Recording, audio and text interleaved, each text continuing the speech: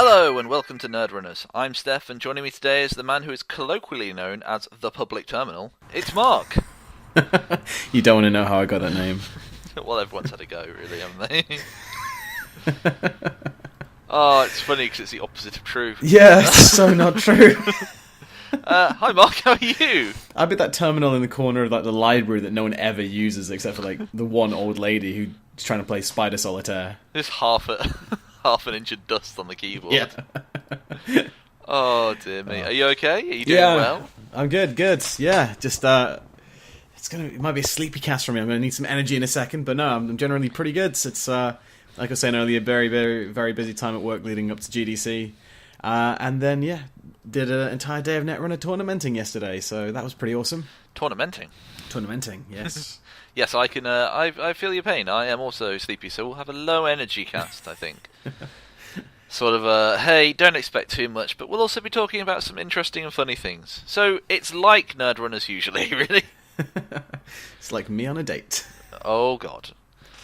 So yes, you were tournamenting. Was it the store championships down south? It was the Leisure Games Store Championship. So this is my second store championship in 2 months. Nice. Nowhere near as busy as the Leisure Game as the. Nowhere near as busy as the Darksphere one back in January, which had around 90 people or so. I think even more had signed up but just didn't turn up on the day. This was about 42, I think, was the final count of people. Very nice. Nice. So yeah, it was quite nice. It was held in like a small like church rec room type place. Oh dear. But because I thought it was like very close to the tube station in Finchley. So there's probably about 5 minutes of CCTV footage of me trying to break into a church, thinking it was at St Margaret's when it's actually at St Mary's down the road. So hopefully I'll not get done by the police for just trampling over a very, very quiet looking church on a Saturday morning in the rain. But no, finally made it to the right church, and no, it was really good. It was a lot of fun. It was the first time I've taken decks that I was fairly well practiced with to a tournament. Oh, you curse like you. a personal achievement, I think. Oh dear me. But yeah, I took Leela and Replicating Perfection, and in probably one of the strangest. I chose them because I was kind of getting a bit bored with NBN recently. It seems like it's everywhere, and it's either just too fast, and most want has not affected it, or it's just going to kill you. And with murder being a primary win condition, I spoke about this when I was talking about my harp deck, and when you can't really murder, it's just a slog, and it's just bad, and yeah, it's difficult. So I thought, I'm going to go back to my first love, which is Jinteki, and I've been playing a bit of PE and RP recently, and I thought, I think the RP deck holds up better in a tournament, so I'll take that one. And I played against, of the 5 people I played against, of the 41 other people who were there besides myself, I played against 2 other Replicating Perfection decks, which was crazy, and also 2 other Leelas, I think. There was certainly a lot of RP and Leela around, and there were a few people saying, "Oh yeah, it's kind of I decided it's a meta call because I figured there were going to be a lot of NEH, so I brought Leela, who's obviously very good against NEH, especially when there's very little ice to get past, because you can just get in fast, take the agendas, and bounce things very quickly." Indeed. I'm not really sure why a few people decided that RP was going to be a meta call. But yeah, it was crazy. Well, you did. No, like I said, it wasn't a meta call for me. It was just I was kind of bored of yellow, and I decided to go back to red. Could have been the same reason. Yeah, could be. But no, it was an interesting day, and more interesting by the fact that I didn't see a single Faust hit the table all day in all the games. In fact, I didn't play against an Anarch all day. Oh no, I played against Noise in my first match. Ah, yes. But they were just virusing me to death. In typical Noise style. But yeah, so always fun then. Yeah, what was my opponent list? What do I have here? First game, it was NEH, Asset Spam, and Noise. Then I had ETF and Haley. Then next game was against a mirror match as RP and Leela. Then I played a Jesminder and Blue Sun. And then final match was Personal Evolution and Adam, which was quite nice to cap off the day. So it was a really nice mix of identities, actually. It made me I mean, granted, I was kind of hovering around the middle for most of the day, so I wasn't, on the top table seeing, probably what is still the conceived best decks ever. But it was nice to play like a good mixture of things and feel like the Most Wanted list has had a nice positive influence, that people are bringing different identities to tournaments, and it's not just the same three identities that are just going to be the winningest. But no, it's a really good day though. I had a lot of fun, and met a few people it was their first tournament, and a few people who'd not been playing very long, and yeah, it's quite nice to see that even 2.5, 3 years in, Netrunner is still getting like new people, and they're not afraid to come to tournaments, which was that put me off for a long time when I was a new player, thinking that I was just not going to be good enough to go to a tournament, and why should I bother, because people are just going to kick my ass. But yeah. Even as a somewhat experienced player, that's still the case. I get my ass kicked, but at least I have fun. And that's the message. No, yeah, it was really good. How's you did your where you had to play a mini faction runner tournament? Was that? That was last year. Was it last year? That was last November. That was. Have we even done the review of that? We haven't even talked about that, have we? I don't think we really got around to it. No. Oh, okay. Well, we'll do that. I'll cover that first. I've also been to the Travelling Man Store Championships in York. Oh, right, that was recently. the one I was thinking. Yes, yeah. But we'll cover the one last year previously. Yeah, so that was just after Data and Destiny come out. Yes. So literally just after that, and you had to play one of the mini faction runners and any corp. So I took Apex because why not? That was an interesting day. I kind of came somewhere in the bottom half, I think, but I wasn't. Yeah. There was only about 10 of us, and it was an interesting day of kind of just I don't know, really. We just mooched. There was a lot of it was quite like a store championship. There was a lot of interested parties just checking out all the games. Rather than pretty much going to time on a lot of games, which happened in the store championship for me. Oh really? Yeah. But no, it as it turned out, Adam was kind of a pain to play. Apex was everywhere that I saw. There was some sunny, but not as much as you'd think. Yeah. Really. But no, that was an interesting day. I can't really remember too much about it. I have it in my notebook, but it's my old notebook and not the notebook I have in front of me. So. Yes, but that was good. And thank you to everyone who I played there. That was an interesting day. But yes, the store championships. Oh, the store championships. Oh dear. Yeah. Yes. Well, as you know, I got my ass handed to me a few times. I think there were 30 people there, and I came 24th. I think it was. All right. So I was bringing up the bottom of the table, but I got a couple of interesting wins. I took Jinteki Julien. Your biotech deck. Yes, my biotech deck, and that did not do as well as I'd hoped. They were all wise to my tricks, you see, Mark. They were wise to my wiles. I don't know whether they listen and they know what my deck is going to be like. Or they just know it's always going to be the 2 net damage. Yeah, well, it wasn't even that. It was just sort of, I was trying to fake stuff out. There were a couple of times where I had some very unlucky draws. But usually with that deck, it went to time, because we just couldn't eke out. They were too scared to run. Yeah. And I didn't have the tagging capabilities to scorch them, or, I could get them down to 3 damage, or down to 3 cards, or 2 cards, but not that 1 card that I wanted. So, no, that was okay. But I was also running Leela. The Leela that you kind of developed. Oh, yeah. Which I didn't practice with, and I got some interesting wins with that. A couple of them where I got some very, very, very lucky sort of bouncing ice, running, getting an agenda, bouncing ice, running an R&D twice, and getting 2 agendas, which was fun. But no, a lot of the time it was, it just wasn't fast enough. There was a lot of Glacier. Yeah. That I came across personally in the lower half.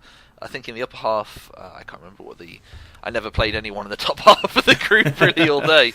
But no, there was a lot of Jinteki, a lot of personal evolution, as you saw. There was a Harpsichord deck, which was a real pain because I kept getting 15 minutes. It's just so irritating when that's the first one you draw and the next one's the Astro. It's like, god damn! And I couldn't get my film critic out sooner. Right. As soon as I'd like. Yeah, but no, there was some bad luck on some ones, some good luck on others. It was interesting, and there was a lot of Anarch actually. Came across a lot of Anarch. But no, it tended to be Jinteki and sort of big, or Jinteki or HB, and then just big ice. There was a one Wayland that I played against, which was kind of I got very lucky with them. That was the one that I think I won twice. Yeah. But no, as a whole, it was a lot of draws and some losses, and yeah, just not a good time really. All right. But I did have a lot of fun. That's the main Yes. thing. Like, I went in there purely to see if I could score, if I could get Jinteki one win, and I did. I got them with a swordsman. Oh, nice. Yeah, which was fun. Was it swordsman or Ronin? I can't remember. Oh, the asset one. Yes. Oh, Ronin. That's Ronin. Ronin, swordsman. Yeah. No, it's because in the same game they were running Anarch and the swordsman. They ran into the swordsman with a Faust. I was just like, ha ha, you're dead. Which I think served me well. But no, I should give a shout out to Travelling Man and to all of my opponents on the day, but everyone in the Yorkshire Championship was really, really nice, and CJ Mitchell again did a pretty awesome job of running it, so I was quite happy with how everything went, despite coming really low. Yeah, I think my final position yesterday was 25th out of 42, and I was well. There are a few two games where that would have got my placing a little bit higher. One was in the very last game where I stupidly didn't trash the Adams his genetics pavilion. Oh yeah. When I should have done, and he had 2 House of Knives out, and I had the surprise card in my Leela deck was Keyhole. I was like, aha, this is perfect for against your deck, because then I don't hit snares, and this is great. But obviously I finished my turn on one card, had one click left, couldn't draw another card. I knew he had 1 Neurali MP in hand, but it turns out he had 2 Neurali MPs in hand, and had 3 credits at the start of his turn, so I definitely died. So it was my own stupid fault for not taking out the genetics pavilion when I had the chance. Instead, because I put 2 agendas in archives, I thought, I'll just go in there and get them. But no, that was a bad idea, because it got pinged for some net damage. Got pinged for 2 House of Knives net damage and 2 agenda net damage. He also had the most annoying thing was there was a fetal in there as well. So I picked out a Kronos early game, and then I put the one with the guy doing seppuku on it. Is it Restoring Face? Is that the agenda Jinteki has? I think it's the 2-1 or the 3-1. Yeah. And a Philotic in Archives, and he'd also put a fetal in there early. And I was like, if there'd been 1 more point of agenda in Archives, I'd have won the game there and then. But no, it would have been 6 points, and I would have definitely died. As it turns out, I just got up to 5 points, and then definitely died. And then the other game, which was I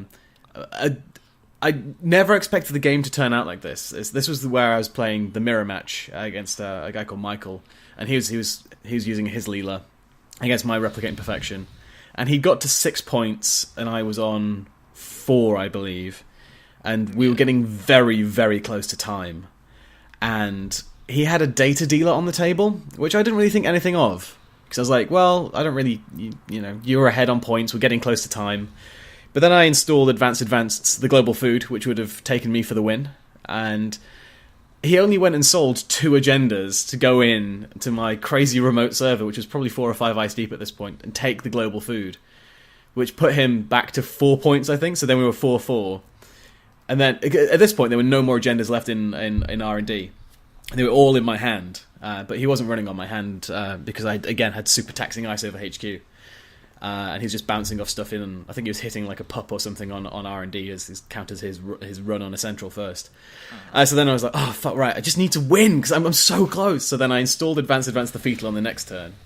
And he trashed all my Caprices and Ashes, so I had no way to keep him out once he got into the server, which was really frustrating.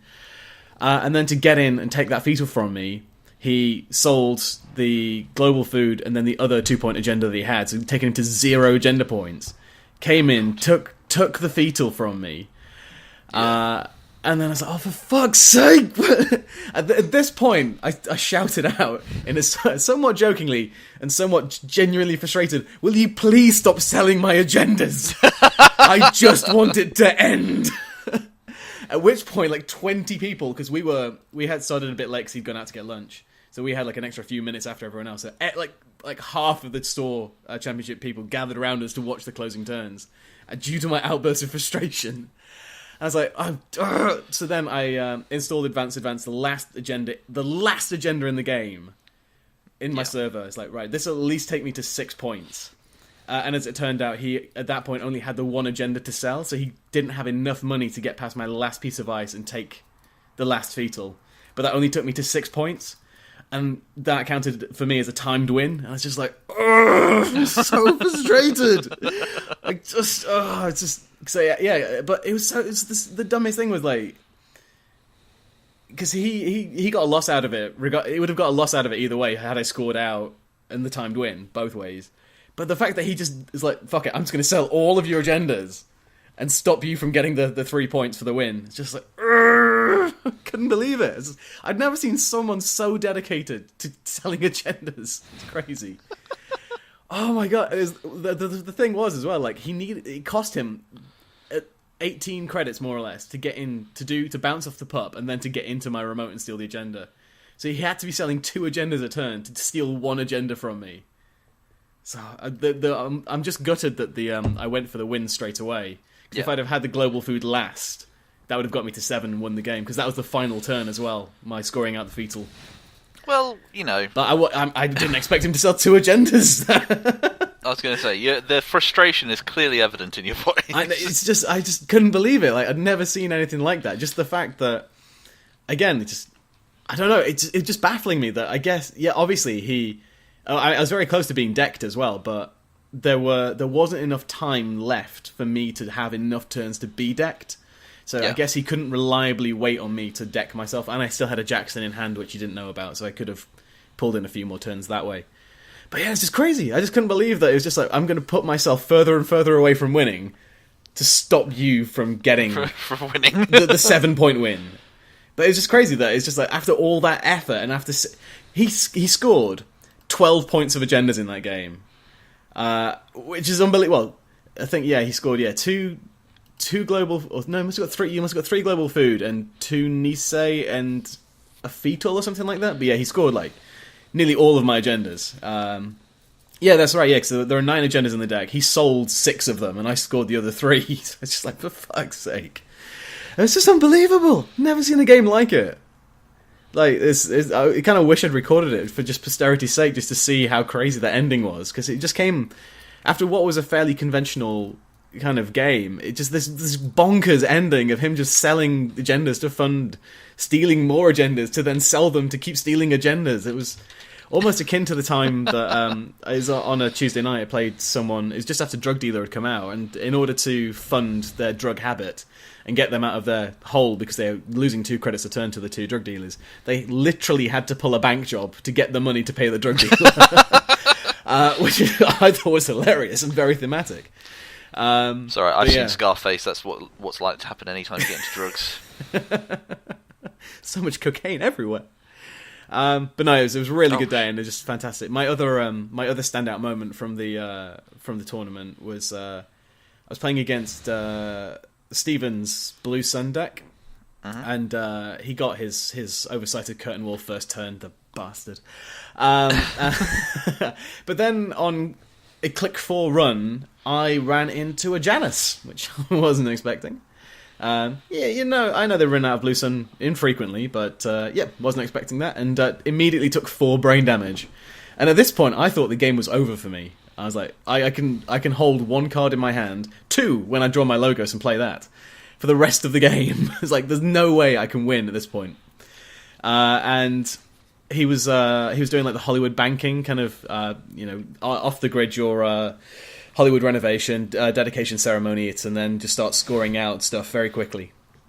And he did have to think twice at one point because he wanted to score out the Hollywood renovation first until I pointed out that I would be able to bounce the 3 advanced agenda he'd just done with the speedy advancements.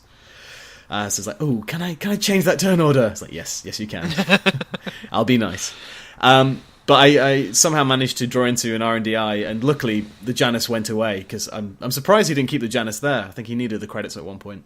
So there's just a Spiderweb and an Enigma on over R&D. I had an R&D eye out, and I think I must have got a Hollywood renovation from an earlier run. But then on what was pretty much drawing into one of the last turns as I knew it, I pulled a government takeover from the top of the deck and immediately won. Oh, wow. I know. I had no idea he was running government takeover. He was petrified every R&D run I was doing because he knew the government takeovers are still in there. And like, holy shit, I won with 4 brain damage. I was not expecting that. Like, honestly, after I hit the Janus, I was like, dude, you've pretty much won this. We can call it now, right? But no, perseverance and somehow managing to steal a 6-point agenda won me that game. Oh man, I couldn't believe it. 'Cause I was just thinking he was just running like 3-pointers max, but no, got the 6-pointer. And it's just like, holy shit. Nice. It's unbelievable. But no, I found Leela did quite well. I changed it a bit since the deck list I sent you. I swapped out the Desperado for Logos because I wanted a few more kind of on score triggers. Yeah. And obviously to help me fish out any... Because I find Logos is really good with Leela because you can bounce, their HQ ice, leaving HQ undefended, fish out your account siphon, go drain them, then run R&D and they can't res anything. Which is I always find is quite handy. And like I mentioned, I had my secret keyhole in the deck as well, which I think came out in 2 games and did badly in one, and put me 2 agendas in Personal Evolution's trash at one point for the other game. But no, it was pretty good. It was I was a bit disappointed with Gang Sign in that deck because it didn't work as well as it has done in previous testing with the deck. And even the last tournament I took it to, Gang Sign was the MVP. It was constantly managing to get agendas somehow. But this time people just didn't seem to have agendas in hand when they were scoring, and they were a lot more wise to Leela's ability, so they were playing around it a lot more and scoring out with clicks left in their turn to replace anything I bounced. It's very rare that people would score on their last click. The other thing I was going to mention with my RP deck, it worked, like I say, it hemorrhaged a few agendas early in a few games, which I went on to lose, but I did claw it back. I think with RP, I don't think there were many games where I didn't score at least 4 or 6 points in it, just because you can wall up everything so fast. And it's even great, people know they have to trash the Sundew, but just putting one piece of ice in front of a Sundew in your remote server will keep... No one wants to run on that, because it's now not only the extra click to run on the central first and then they'll run the Sundew, but it's then that ice they have to deal with in front of it as well, which is quite nice. So I think one game I got to 53 credits by the end of the game, just for lots of Sundew ticking up. But yeah, this is the one thing that I was talking to you about beforehand about, because I found Cortex Lock wasn't doing me much use in testing, and it was I don't know, I'd get it late and then it wouldn't do much, or I'd get it early and then they'd very quickly kind of fill up their rig, and then Cortex Lock isn't really that much of a threat. And I considered replacing it with Swordsman, but as it turned out, I didn't actually face any Faust all day, but very happy with Tsurugi because it was a pain in the arse for nearly everyone who ran into it. I think it was the Stealth Jasminda with a daggers, cloak and daggers, and it's like, shit, you have to pay 4 real credits to get past my Tsurugi now after you boosted it with your cloak. Sucks to be you. You're a monster. You're just a monster. Kamainu did excellent work as well. There's one game where I was playing against a guy named Adam who was running Adam, and he had a hand size of 9, and he face checked the Kamainu because I had a few mental health clinics out, and he had public sympathy, and I just super boosted his hand, and he just hit the Kamainu with no way to break it. It's like, oh dude, you just lost everything. But I actually really like that combo, even though often with you don't really want to be putting... This was kind of the because I had the snares in the deck and I had fetals, and they did not do anything for me all day. I think if I keep playing this deck, I'll definitely replace them. I didn't get I almost got a kill in my first game, but I won the Caprice. If I'd lost the Caprice side game, they'd have hit the fetal and died, but I won that side game. So I was I couldn't really play around that one too much. But just I don't know. I kind of had these grand visions with Snare, and I mean the Snare did enough when people knew it was in my HQ with Celebrity Gift not to run HQ. But aside from that, they didn't really do anything for me all day. The net damage they gave was negligible. They never killed anyone. So yeah, I definitely replaced them for future revisions of the deck, especially for something probably more taxing, maybe even more ice. I mean, it's already running quite a lot of ice anyway. But yeah, it's just a shame that it was. I don't know. I think I got very fixated on, I'll have surprise net damage in the deck. People won't expect it, but they either never got the fetals, or they, with only 2 snares in the deck, they were often 1 in HQ and then just 1 random one in R&D that they never came across. So yeah, it became very very bad. But obviously my ice was horrendously taxing, and I really felt bad for Adam, who's playing Adam, because at one point his options for face checking, because he obviously has to make a run on his first click. 'Cause he told me he didn't have any way to get rid of his directives. He just, like you said, he was kind of embracing them, rather than trying to get rid of them. Which is an interesting way to do things. I think it's a real pain to try and do things that way, but yeah, I mean, bravo. I like doing that, but I also like having that backup of, in a game you really need to turn them off. But he had to obviously make a run on my central, and his options for a face check were an assassin, a Kamainu, or a Sarugi over HQ, R&D, and archives respectively. So it was just, he had like the work. He was having to spend like his double click to break subroutine plus an E3 feedback to credit to just to stay alive basically from the face checking. God, and it was just horrendous for him. Although it did scare me at one point when I realised that the Turings that I had on my remote, instead of spending 3 clicks, which he'd be unable to do to get past them, he could actually use his double click ability from his directive to get past the Turing, and into my remote within in his number of clicks. So I was like, oh shit, I'm gonna have to really think about where I put these Turings now, because he can actually get past them. Yeah, this is unheard of in RP. Just you can't put an do Eli that. behind him; it'll be fine. Although actually, one of the best cards all day was Quicksand, which a lot of people wrote off. But it's an interesting one. one. Yeah, it's because obviously the thing I like about Quicksand in Replicating Perfection is players have to hit a central first, so you can strategically put your Quicksands down, knowing where they're going to run. And even if it's just they start for a few turns, they hit it just to bounce off something. That Quicksand is gaining strength every single time, and then when they actually have to pass it, it becomes a real nightmare because it becomes like strength 6 or something, and then they have to get imagine having to get a David to break a Quicksand. Like that's how bonkers it can get if you just if you keep doing it. But if you just leave it there. Yeah, but Quicksand over R&D is just the best place, because especially in RP, because when players are like, well, I'm going to commit to this run anyway, and then every turn they're hitting Quicksand and it's increasing and increasing in strength. It's just great. I thought it was really good all day. But yeah, that was all the fun of the day. God, I don't really have too many stories from mine. I mean, the one when I was playing Wayland, one of the Waylands I was playing, they were just getting all the money, and I got to them to the point where they ran out of counters to put money down because I just didn't care at that point. It's like, well, I can't out money you because you're Wayland, so I'll just leave you to gather all the money. You can do whatever you want with it. It's fine. Yeah. I'm just going to be running odd things, but no, it was. I don't really have too many stories. Just a long day of crushing despair.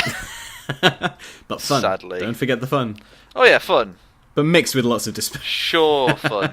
I mean, I say fun. I don't know. Cool. Quickly, have you been playing anything new recently? No, I'm reconstructing my Apex deck with Street Magic in to try out in the coming weeks. But no, it's mostly just been practicing. Well, like I say, oddly practicing with decks before taking them to a tournament. The Leela deck was a little bit changed from the last tournament I took it to, and then RP was obviously a new deck for this tournament. But obviously, I'd spent a few weeks playing with it beforehand. Yeah. But no, it's weird because I even though I don't really practice that much before tournaments, which is probably a bad thing, I do generally understand the deck and know how it should work, and it's because I don't net deck. I have I'm not net deck much, so when I build a deck, I'm already building knowing how it should work. Yeah. But no, definitely practicing I think helped a lot because I kind of was more aware about. Okay, so if I'm playing against a noise, then I need to just be sure that this or. Making sure the Kamainus were placed in spots where they're going to do the most damage if someone with Faust is going to hit it, and yeah, it was kind of good to kind of. I think the best thing for the at least the RP deck anyway in terms of the practicing was learning about just having at least one piece of ice in front of a Sunju, never leaving it naked, but leaving the mental health naked because they're 0 because you immediately get the credit from them. And if they go and trash it, it's one more expensive to trash than a Sundew, and they're lowering their hand size, so the runner doesn't really want to trash them anyway. No. But Sundews you do want to protect. But I think mostly kind of ice placement was the kind of the biggest learning, and also the only untested thing about my deck was Sarugi over Cortex Lock. Everything else had been tested in about 10 or so games. But as it turns out, Sarugi, awesome card. And just the fact of it's also it can be an end the run piece of ice, which I forget about a lot of the time. I think you pay a credit to let them through and take the net damage, or you don't pay the credit and end the run. So it's very kind of when they face check it and you have 7 credits, because obviously you want the option. Yeah, it's really nice to be able to think, should I just let you in, or when it was over Archives in my last game against Adam, it was just like, you know what, you can I'm going to pay the credit, you can come into Archives, but you'll take 3 net damage along the way, and you'll see nothing new. So yeah, enjoy.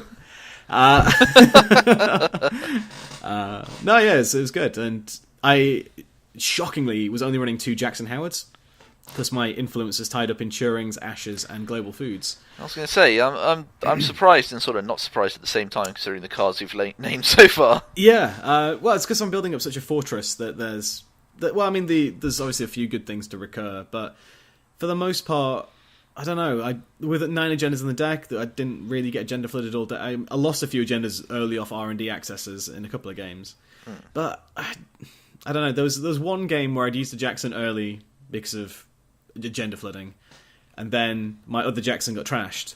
But by the time the second Jackson was trashed, I was like, well, I'm pretty set up now. I don't really need to recur anything. I'm not HQ's well defended, R&D's well defended. I've got my scoring remote set up. Losing that Jackson actually doesn't really hurt me right now. No. So I actually found playing with 2 Jacksons not that bad. Cool. And it gave me that 1 extra influence to play 3 Global Food. Actually, that's actually another thing I thought about with just before we move on with the testing is I swapped out the Future Perfects for Fetal AIs, again thinking, I can do some sneaky net damage, which never happened. But the reason I did that was because when I was testing it, I realised that there's no real point of having Global Food in the deck if I'm also running 3-point agendas, because there were a few games where I was sitting across from people and they'd scored like a Nisei and a Future Perfect, and I thought, it doesn't matter what they get next, they win the game, any agenda they take. Whereas if you only run 2-point agendas, as the Food Coats Engineering the Future deck does, then the runner has to score 4, and you can score 3 if you get at least 1 Global Food. So it did make me realise that having 3-point agendas along with Global Food, while it does and can lower your agenda density, because I think at one point I had just 7 agendas in the deck, or maybe 8. I can't remember the breakdown. It's just like, it was good, but if they get a 3-pointer, then you're in the same position. You need the same number of agendas to win. Yeah. Cool. Oh, it's it's an interesting point. So yeah, lots of learning opportunities coming from the Store Championships. And I am now officially putting away Julienne. Oh no! Well, I'll bring it out for exhibition special matches. Occasions. Yeah, it's like when it's our anniversary, I'll play you with Jiteki. But no, I'm working on Wayland Taxi Money deck.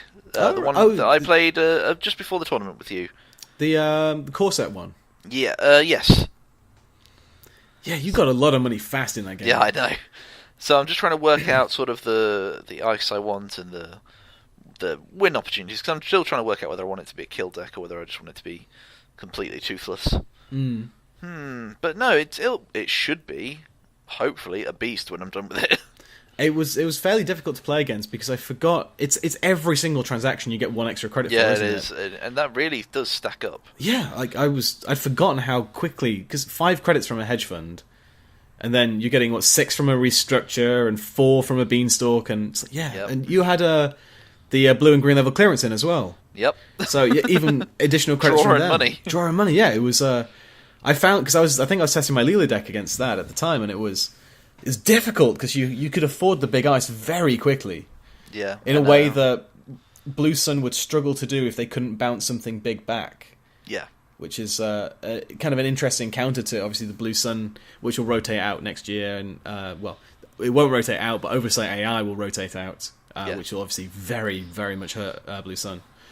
But yeah, just being able to just get that money quickly from the transactions. And you was it the install Grindle Refinery, res Grindle Refinery, play dedication ceremony on Grindle Refinery, click it for 12 credits.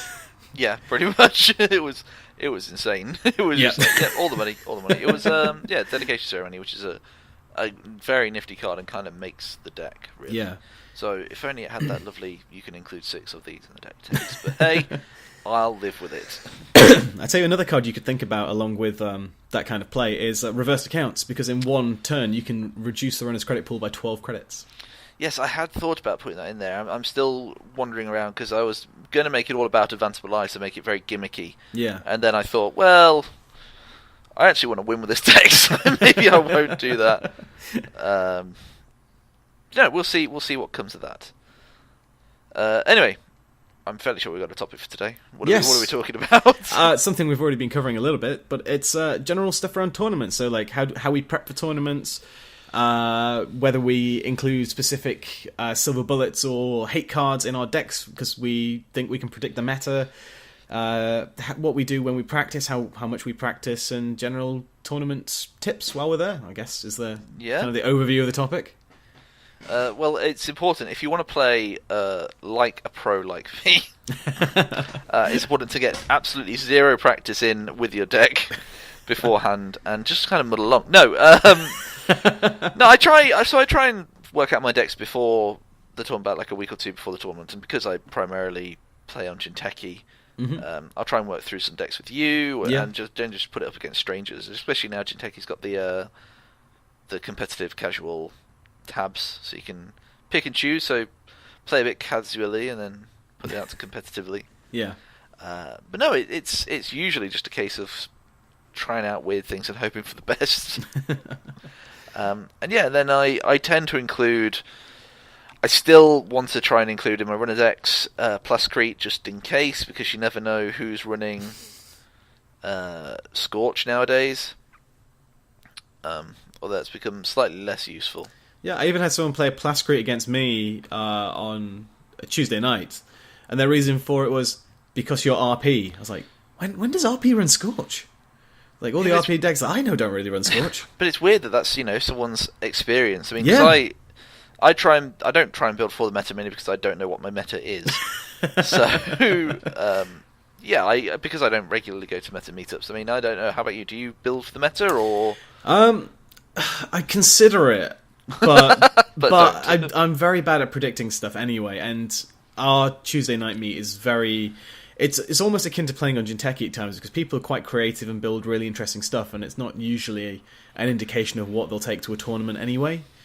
It's eclectic. Yeah, that's a really good way. Yeah, it's kind of creative and eclectic. But I did consider putting in some Faust hate into my deck. I mean, I have Kamainu, which I think is the perfect Faust hate without having to be a specifically Faust hatey card. But in terms of like swordsman and stuff like that, I mean, I have Turing, but that's more because I can tax clicks as RP, and Turing is brilliant at that, and they literally cannot click through a Turing on a remote because they don't have the clicks unless you're playing Adam and you have that directive installed. So yeah, I thought about swordsman in there specifically against Faust, but like I say, I think it was it must have been against the noise player in my first game, the only one who was running Faust, and even then they didn't get a chance to install it because I think it was at the bottom of their deck. So yeah, even if I had teched against Faust, because obviously Faust and obviously Wizard, which I didn't play against any Wizards or Edward Kims or anything like that, or even Valencia, who is quite reliant on Faust if you're a DLR, just milling decks. Didn't see a single Faust, barely saw any Anarch on one game out of 5 was Anarch for me. And I was just like, I'm really glad that I didn't actually just specifically put in the hate card for the card that I hated to play against, because it was just like, it would have just been in every match. Especially when I think about having Sarugi and how I played Sarugi that day. It's like, well, Swordsman just wouldn't have been nearly as good. It would have been 1 net damage that they'd have bounced off. Yeah. Against Adam, it would have killed their Overmind.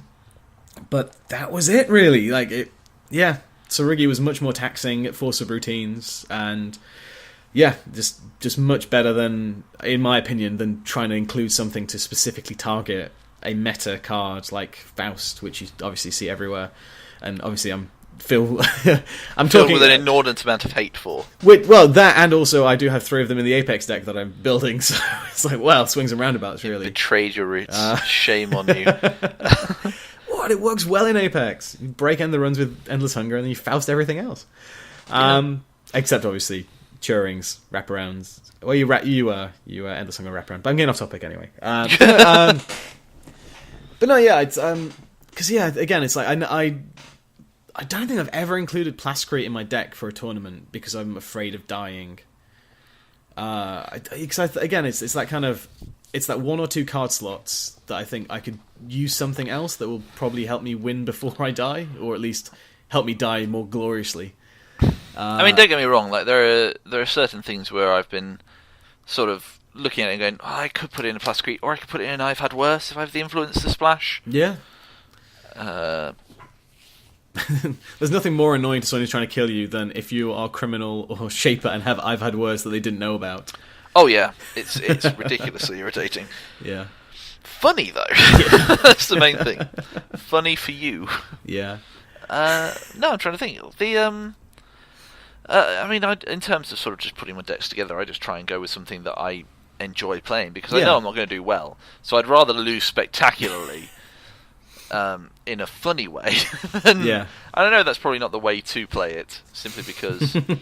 You know, if you want to do well in a tournament, don't listen to me, for God's sake, because I genuinely clearly have no idea what I'm talking about.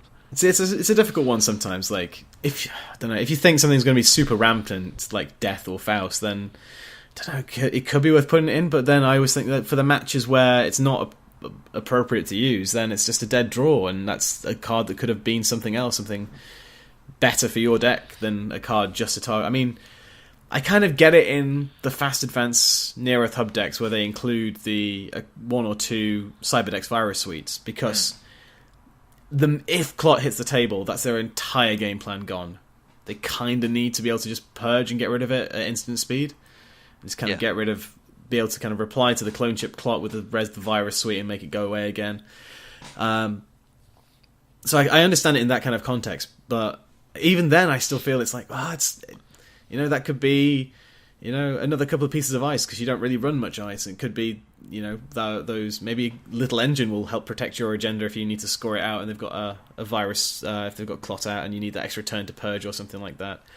But yeah, I mean, it all depends on what space you have in the deck, really. But I don't know. I always think it's unwise to try and predict what other people are playing because you never know what the new hotness is, and if you're unaware of what it is, and you bring something to stop. I mean, it's the classic example of why Personal Evolution always seems to do really well in big tournaments, is because people don't deck against it. So unless it was that time feedback filter was a big deal, and stopping net damage. But people are always kind of decking against the meat damage, and decking against maybe tag removal and stuff like that now because of Data and Destiny and everything that's come of that. But people then don't deck against net damage, and then net damage comes out supreme, and then it's like, oh shit. Then they deck against it, and then it swings back to meat damage. Yeah, it's kind of the meta in a bottle, really, isn't it? You play against something, you deck against that, and then it's changed. Christina Aguilera song. You got to rub the right way. Oh God! I mean, right. I don't know the lyrics. Shut up. How about I mean, like you were saying, you don't really prep too much for tournaments. But what is it that's your usual kind of routine before you go to a tournament? Like how much you try and play decks, how kind of how much you swap out cards, that kind of stuff. Historically, it's been sort of I haven't played much simply because I haven't had the time to do it. If I can, I'll play it almost exclusively for weeks. I mean, the reason I took Julien this time is because I just knew the deck. I knew it well enough that I knew what was in the deck and I knew what was. Yeah. If I could see what was on the field, then I knew what was coming from the deck and the chances of them encountering a snare or a shock or a CQ or whatever it was. Yeah. So I'll play until I feel like you should play until you know exactly what's in your deck and you can rely on it because you know what works and what doesn't. I don't know, if I come up against tag removal, then I'm going to have to take a different tact. Yeah. I'm going to have to start being more brazen with throwing stuff down there. It's a tough one, but it's mainly practice. Practice as much as you can, if you can. If not, go into it with an attitude of, well, even if I lose, it doesn't matter so much, because Yeah. a lot of the time, I've never seen really anyone who's gone to a tournament and won all their games, like straight win, win, win, win, win, win, win, win, win. Yeah. Every so often someone's either gone to time and it's a draw, or they've lost one of the court games, and everyone's going to have bad draw. It's just trying to mitigate that, being able to look at your hand and going, I can deal with this. Say you get a bad hand, you mulligan, you still got a bad hand. You've got to be able to look at it and go, well, I can do this. It's all right. Yeah, kind of work out what you can do with the cards you're dealt, really, and kind of exactly. One thing that I find is really useful, and this sounds like such kind of lame advice, but it is just know how many of each set of cards are in your deck. So if you know you have 8, 9, 10 agendas in the deck, because then you can look at how much is left in your R&D. You can work out if they get a random access, how bad is it going to be. Like if you've got 19 ice in the deck and you've already drawn 10, then playing the ABT is a bad idea. Just those kind of little things where you understand, the quantities of each type of card, and obviously the number of each type of card, so roughly what you're gonna can kind of predict. Think, all right, so I've not drawn an agenda in 7 turns. I'm probably due one next turn, so this turn I'll set up my scoring remote a bit more. I found that helped me a lot in my RP games, just kind of knowing that. Okay, so I've not drawn an agenda this turn. I don't plan on drawing another card because they can kind of get into HQ not too badly. So what I'll do is I'll spend this turn. I'll either probably won't put anything over HQ because that might force them to try and get in, but I might set up my scoring server a little bit more because I know next turn that if I draw that agenda, which I think I'm going to get next turn, then I've definitely already got my Caprice and my Ash in there ready. I've got 2 layers of ice or 3 layers of ice, so I can just kind of get straight in, install advance. And then I'm ready to go, or gain those credits ready to be able to install something. And yeah, if you're listening to what Mark just said then, and to be honest, I phased out midway through when he was talking. No, I'm joking. But yeah, it's being able to do exactly that, being able to look at it and going, statistically, this is in there, this is going to come up, what's going to happen next? Well, this is most likely to happen. This is probably unlikely to happen, everything. But I mean, there are games where, I think it might be my last game, where I drew all 3 celebrity gifts really, really near the start of the game. And there was one point where I think I celebrity gifted, and there were 2 other celebrity gifts in my hand. And I think 3 consecutive turns I just got money that way, and it's like, okay, cool. I couldn't have predicted that I'd draw that much economy right now. I guess now I'm okay to set up some ice for a little bit, or knowing that because I'm going to be spending my next 2 turns celebrity gifting, and that's 2 clicks per turn, then I need to use that last click to maybe put some ice down or to do something else. And I think kind of click management as well when you're in the tournament is quite a good thing to do as well. Kind of know, I've got I have my 3 or my 4 clicks, and I definitely need to do this on my next turn or this on this turn. Then right, what am I going to do? Do I just gain some money, or do I put some more ice down, or do I pressure a server, or kind of working out what you need to do when is a good strategy. But also, it can be really annoying when you think, cool, all right, they just scored an agenda. I'll logos for my keyhole. That's nice. Okay, so I have 3 credits now on my start of my turn. I could gain a credit, install keyhole. But that only gives me 2 keyholes. Maybe I'll wait till next turn if they don't think I'm going to hit R&D. Oh shit, they iced up R&D. Well, it was nice while it lasted, which happened to me twice, I think. Just like, oh, for fuck's sake.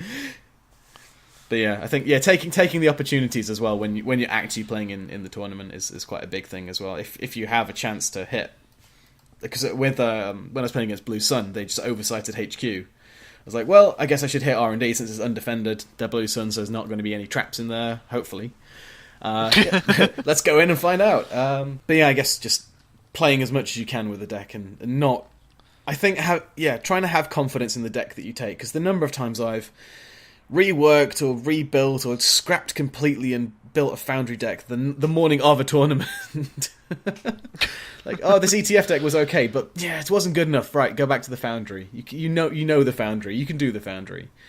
Just trying to have confidence in what you have and not second guessing everything, and knowing that you won't have built unless you've completely fucked it up and you just have like no ice and like 17 agendas. I mean, that could be the game plan if your hops scored. But no, if you've got like a really just deck that just doesn't function, then your deck is probably going to do okay. It's not going to be the worst thing in the world. Sure, you'll probably lose a few games, but you might win a few games. And yeah, it's just have that confidence, especially if you've played with that deck a bit, not scrapping it straight away. If you just have that doubt, to just take it anyway, because it'll probably be better than you think.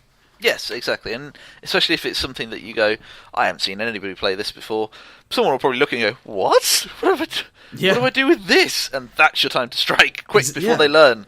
Because I mean, you had so much luck. Well, luck's probably the wrong word, but you had so many chances of winning with your Julienne deck when it first came out, and in the months since, because people were just unprepared for it, and it wasn't what people were playing, and that's how you could get away with doing ridiculous things like cerebral casting, landing a tag, scorched earth, and then flipping your identity on the next turn, and just ridiculous things like that. You can get away with if you have like an identity or a deck type that people aren't familiar with or aren't decking against. Yeah. Any advice for that we've kind of gleaned from being at tournaments? Any kind of, I mean, obviously taking food and drink is a good idea. Take water. Don't rely on energy drinks because you'll crash. That's just good advice if you want to stay alert for a long time. Yeah.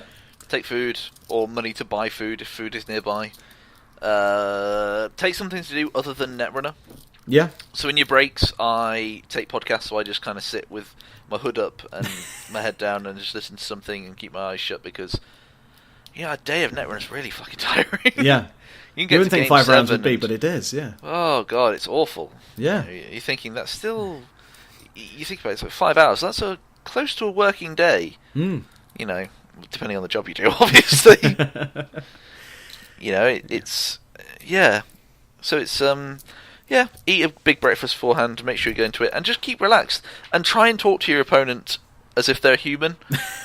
That's what I found is quite nice, because, if you can struggle... Some people do struggle at times to talk to people, and, if you try a bit of banter and put them at ease and make sure that everyone does know that it is a game, and it's fine to lose, and, enjoy the losses as much as the victories. Yeah. 'Cause if you lose, then you've just learned something about your deck. You're like, well, crap, but at least now I know, well, this is a thing that can happen. Yeah.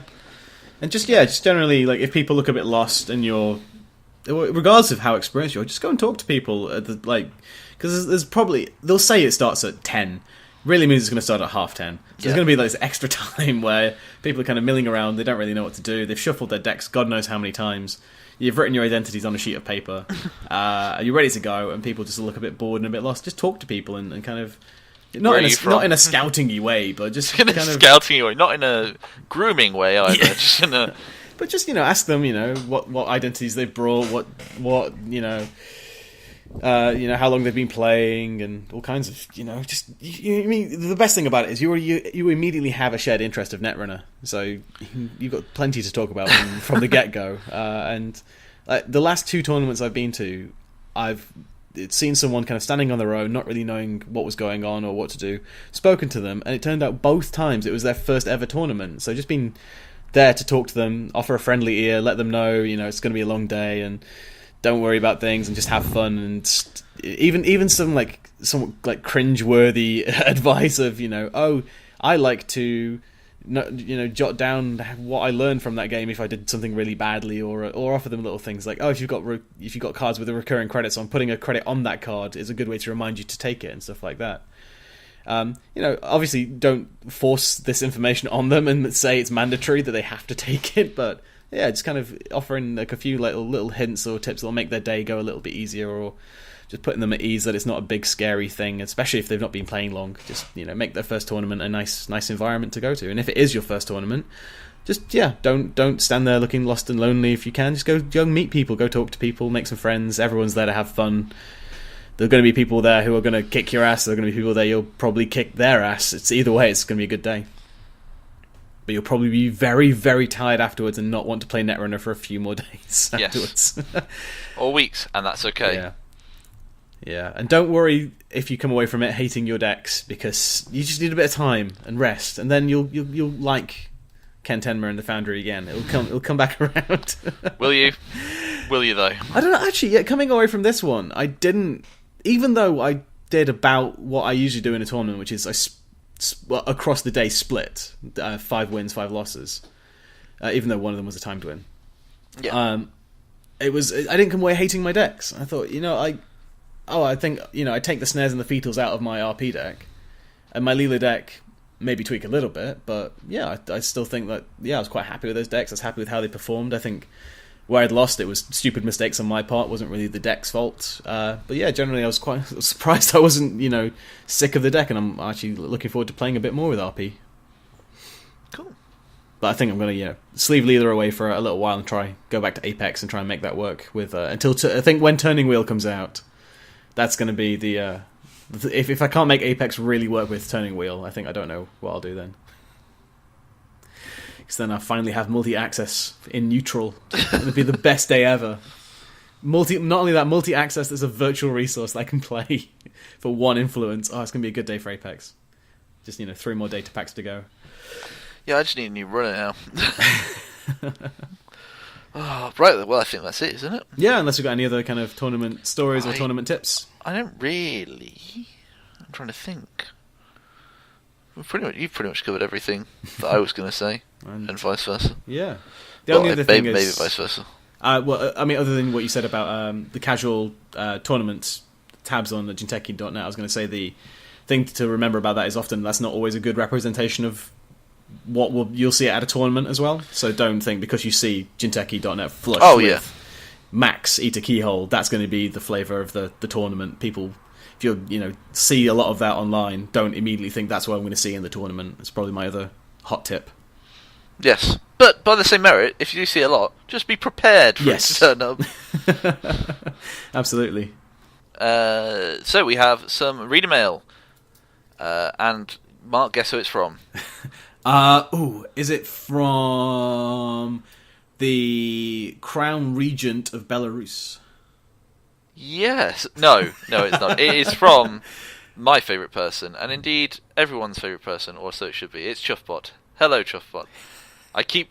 Mark, I think, is a bit jealous of the relationship we may be having with each other, and I want to assure you that it's purely platonic, unless you're not cool with that, in which case I'll send you my number via DM. Either way, the vegetable says, "Hi lads, new developments from the Nerdrunners North American office," which is nice that we've actually got someone who's just set up an office overseas for us. Yeah, it's refreshing. I mean, we didn't ask for it, but hey, we'll go for it. At least we can. Well, I'm in America next week, so maybe I'll drop by and. Oh my god, that'd be amazing! Can you get his autograph for? I'll try. I'll take. I'll take. Take a carrot. Get him to sign a carrot. I was going to say a copy of the biotech identity, but carrot's even better. Anyway, they go on to say, now that you've covered Caligoda, I feel it's appropriate to share my newest murder machine with you. It's been ridiculously successful in testing and tourney play thus far. If you can win with biotech PE, you can definitely win with this. And he has sent a deck list, which we will copy into the show notes, I guess. Which I'm going to pronounce really badly. Goman? I think. I don't know. I don't do... I can't pronounce other languages well. I'm sorry. But yes, how do you say the O with a little line over it? I have no idea. Gumon? Because I know with an umlaut, you kind of make it like an E shape with your mouth. Yeah. Right. Yeah, so again, off topic, yeah. It is just awful. I don't know. Right? I think, we both had a look at it now. I like it. I'm a little... I don't know about the lack of ice, but hey-ho. No, having played against a similar-ish version of this recently, I don't know if they were actually copying your deck, Chuffbot, or if it was just the great minds of Netrunner have come up with the similar thing at the same time. But you don't really need that much ice, because by the time they're hitting no matter where they're hitting an asset and they can't trash it. Yes, that's my experience with it. And then they put down either a cheap or a taxing piece of ice, and it just makes you want to go in and try and trash things even less. And it doesn't matter about the ice, because it's mostly just for your centrals.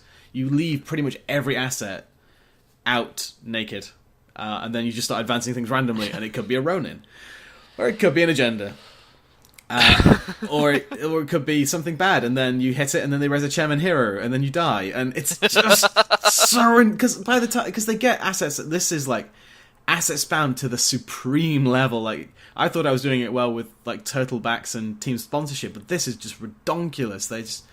They have like lines and like play mats are not designed for this type of deck. There's so many assets. Oh, and they just have not only that, but because they tend to kind of like do like a 5 by like they end up with like a 5x4 row of assets on the playmat. It just looks so intimidating as well. It basically feels like kind of those those games where you have to pick 2 cards and you have to find the matching pair and then you get that pair. Almost feels like that. It's just kind of, I'll look at that one and that one. It's like, except it's all death. It's all death. And not only that, but the last game I played against someone with this kind of deck, they had 3 cards in their archives at the start of the game. I thought, you know what? I'm going to immediately put this trash cost back down to what it should be. Ran archives, and there was a Shikyu and 2 shocks in there.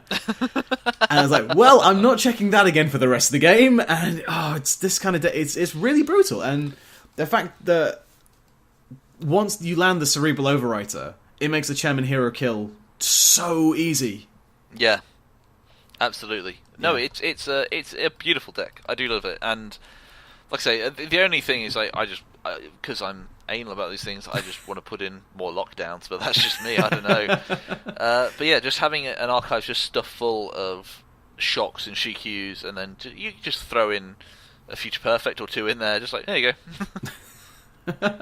Come and get it if you want it. I do love the inclusion of Sealed Vault as well, which I really like. Yeah, it definitely doesn't see enough play, but especially for something like this where it's already 8 to trash, so you don't really want to trash it, and then it goes up to like 10 or 16 to trash, and it's like even worse. But the Museum of Histories are obviously what makes this deck horrendous now. You bump it to 54 cards with 3 Museum of Histories, which you get for free because you're over 50 cards. That's right. And then you just keep putting back in the face-up cards from your archives back into your deck. So if you do spend the money to trash stuff, then you get it again, and you have to trash it again as the runner. And it's just, and then you can't trash the Museum of History because it's so expensive. Because it's so expensive. And if you trash one Museum of History, no doubt they'll immediately res another Museum of History and put that first one you just trashed back in their deck. Oh my god! It's a brutal one to play against. I think I even saw someone playing. I don't know if it was this kind of deck. It was probably this kind of deck, but it was definitely Industrial Genomics at the tournament yesterday. But yeah, I think at one point I looked over and I saw they had like 8 face down cards and 3 of them were 4 advanced. Just like shit, man. Like it's like at this point it's like Guess the Ronin / Cerebral Overwriter. Yes. Oh man. But no, that's great. Thank you very much, Chuffbot, for your continued support and for setting up the Nerdrunners office. Sometimes I think you're the only one who understands me. I really want you two to meet and play some games now. I think that's going to be... Well, I would do so badly against them. I would just lose. You know the thing of never meet your heroes? I never want to meet our fans. Like, I just don't want to...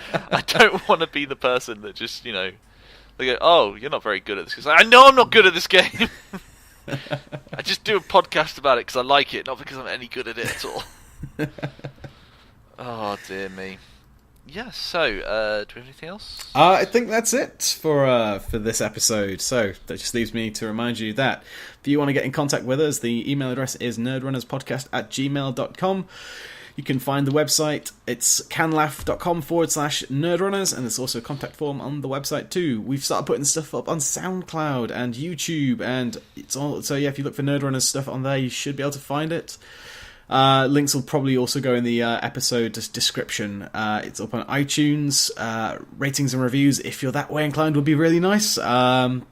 Apparently they do something with search algorithms and it's per country, so we'll definitely, let's get the North American office liking and upvoting our stuff, and that'll be big in America, and we'll get our UK office liking and upvoting stuff. Will be good either side of the Atlantic. It'd be great. Post on Reddit, on Facebook, probably try and post on a few new places if I have time before I go away. And yeah, there's Twitter if you're also that way inclined. I'm at Marcus Friend. Steph is at House of Moose. Stuff's on Netrunner DB. I'll try and post my tournamenty decks on there soon if I can. I will actually post my decks. I'll make them visible soon. I promise. Genuinely, I do promise. So we've had requests for Julian Jinteki, so you need to do that, man. I'm kind of disappointed with him in the minute, so he's in the naughty corner. But I will do it. I promise. And I think that's everything that I had to plug. Oh, I do have one last plug. I was recently on Barry's Face Check podcast. He's another creative sort of fellow from the London Meta, in which we were discussing taxing ice in the Faust era, and I was talking about all the best taxing Jinteki ice. So I'll also put a link to that in the episode description, so you should check that out. Why I was arguing that stuff like Lotus Field is possibly one of the best pieces of ice from Jinteki. Should if you want to know why, you should find out. Go listen to the podcast. But obviously listen to us first. But if you've listened to this plug, then you've already listened to all of our podcasts. So at this point, it's probably okay to stop listening and go away and check out that face. No, right. Before you go to any of the podcasts, you listen to a back catalogue first, 4 times. God, we're such sellouts. It's terrible. On that note, let's sell out and jack out of this podcast. That was awful. Goodbye, everybody. Bye.